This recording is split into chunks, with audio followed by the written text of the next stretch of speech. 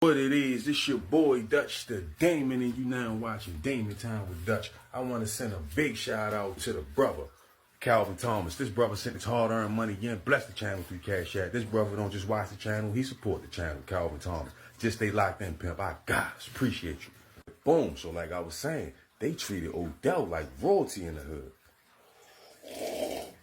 And when she finally gave birth, she named her baby boy Orion. He was 6 pounds, 8 ounces when he was born, healthy.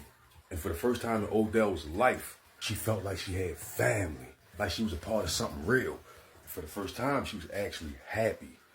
But anyway, so fast forward a little bit. Around the time Odell's son, Orion, was turning 3 years old, Odell and her best friend, Geneva, was at the beauty salon getting their hair done for her son Orion's birthday party, which was the next day. Her and Geneva had went to the Africans to get the box braids put in their head. She's in the chair getting her hair braided when she receives a call on her Motorola phone. Y'all remember them big, tall cell phones they first came out back in the day? Looked like a cordless house phone. But anyway, she go in her purse, pull out the cell phone that Dante got for her so he can keep in contact with her. She answers on like the 7th ring. She like, hello? It's a man's voice on the other end of the phone that she was unfamiliar with. Soon as she said hello, the male voice told her, we got your boyfriend, and if you ever want to see him alive again, I want $250,000 cash by tomorrow. If you go to the authorities, we're going to make sure his death is painful. I will call you back tomorrow with instructions. Do you understand? And confused, Odell tried to say something, but he hung up the phone in her ear. The look on her face, her homegirl Geneva knew something was wrong. She's like, Odell, what's wrong? Odell just jumped up out of her chair. The hairstylist was like, dang.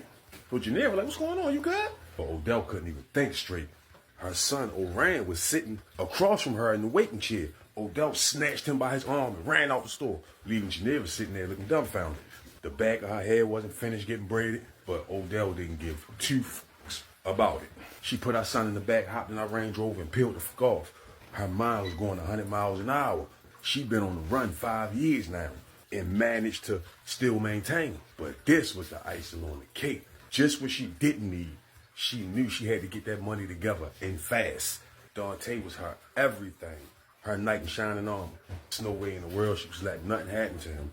So when she pulled up on the block in front of the house, she parked, skirt, crooked as a muff, hop out, snatched little Orion from out the back seat.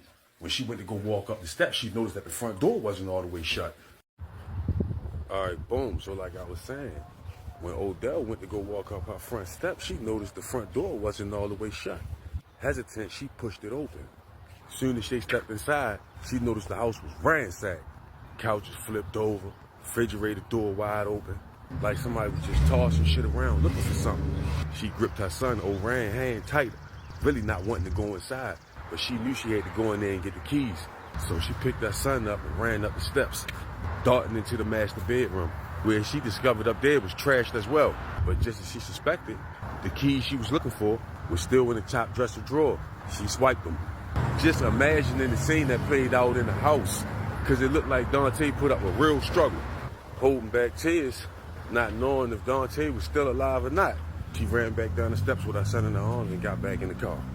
Those keys were important because those keys was to the safe at the stash house. Her and Dante was the only people who knew about it. This is where he kept a lot of his work as well as a lot of his cash, the bulk amount of it. The niggas want $250,000 to get Dante back. The last time she checked, it was around $400,000 in there, not including the drugs and shit. So she knew they had the paper to get him back. The stash spot was an apartment over East Baltimore called Parkside Gardens. Odell pulled down in there. She hopped out the car, hair half braided, grabbed little Orion out the back, and made their way inside the apartment building. Still kind of shaky, she stick her key in the door.